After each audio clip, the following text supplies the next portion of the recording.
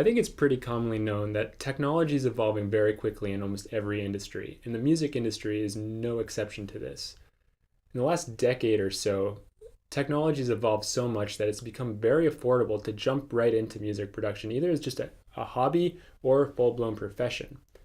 That being said, I think the knowledge and the skills needed have not changed, and to be considered a professional in this industry, you're going to have to invest some serious time and effort into mastering these skills.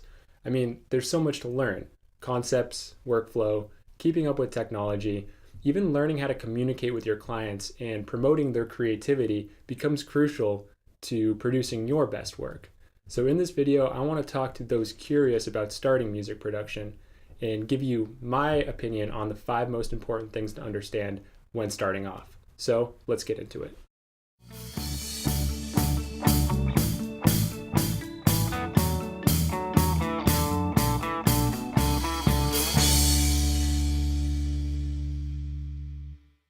All right, so the first thing I want to talk about is music production concepts. I think this goes without saying that's going to help better your skills. Now, the concepts that you want to look at kind of span over a wide range of topics. Let's start with sound itself. What is sound? How does it act in nature, and how do we as humans perceive it? Understanding these questions can really help apply your workflow more efficiently. And your understanding of concepts shouldn't really stop there either. You should probably start looking into things like processing functions. I know when I first started, I would add EQ, compression, and reverb to pretty much everything, even if it didn't need it.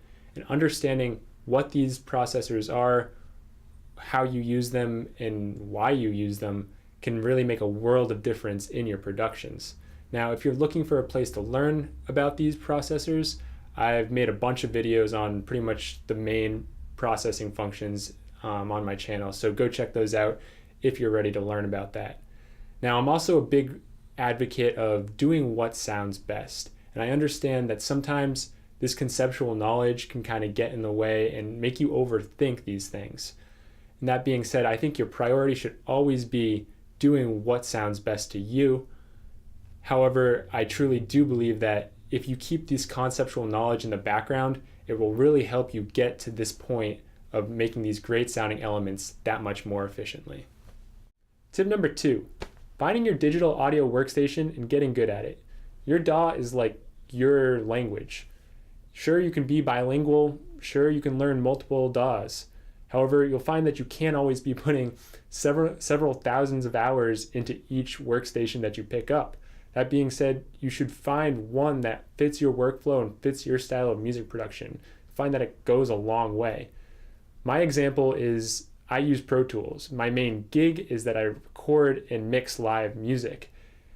And Pro Tools is great because it focuses on, shortcuts, efficiency, versatility, and just getting things done very efficiently in that regard. However, you'll find that it also has a very steep learning curve, so that if you don't have several hours every day to be practicing, it may not be the best one for you. However, there's so many digital audio workstations out there, all with their own, set of things that they excel at. Cubase, Ableton, Logic, the list goes on and on. So my advice to you is to do your research and kind of decide what you want to do with music production. Find your software and get good at it. Number 3, this focus point I think I've mentioned many times in other videos. As a producer or audio engineer, I think it's very important that we adapt with technology. New software is coming out very regularly, and being aware of these advancements will keep us on top of our game. Just like any other profession, knowing the tools that we have available to us can only really be a benefit. I think this focus point is of more importance now than it really ever has been, as software is kind of closing the gap on analog equipment. Companies now can almost completely replicate the highly sought after sound of analog gear in digital systems. Big things are coming, and I think you should do yourself a favor by being aware of these advancements as they become available to us. Number 4, this focus point is something that I personally neglected for a long time. And this point is kind of reaching out and being an active member of the music production community. As I've mentioned multiple times, there's so much to learn, and you really can't do it all on your own. So reaching out to the community is one of the best things that you can do. Learning from other people's experiences is free and it's so valuable. So recently I did this video on audio gates, and when I was prepping for the video, I knew of a couple applications that I wanted to talk about, but I didn't really know of a whole lot. So I reached out to the community and I learned a bunch of new things. And things that I'm going to definitely be utilizing in the future, making me that much better at what I do. Another thing that kind of goes a long way is listening to other people's mixes. This is something that I also didn't do for the longest time. When I first started out, I had really no end goal. I had no idea what I wanted my mixes to sound like. And this was a huge issue. All I really needed to do was start listening to mixes or songs that I really liked the production of critically, and kind of seeing where I wanted my own mixes to sound like.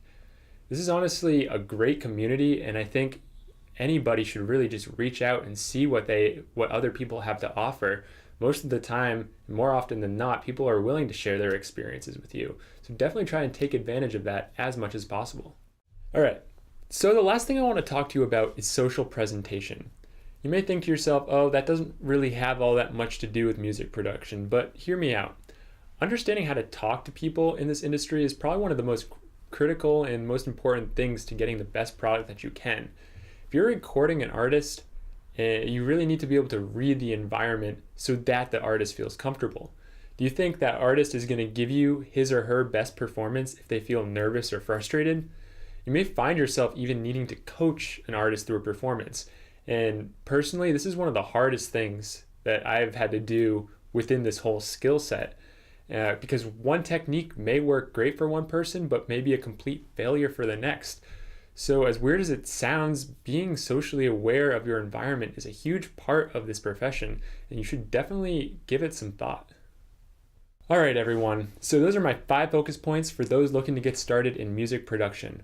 Let me know in the comment section below what area you need to work on the most. I think I need to work on my ability to communicate with different types of people. But just like anything in this industry, it takes time. So if you made it this far in the video, I greatly appreciate it. Make sure you like and subscribe for more content like this. Stay passionate, everyone, and until next time, have a good day.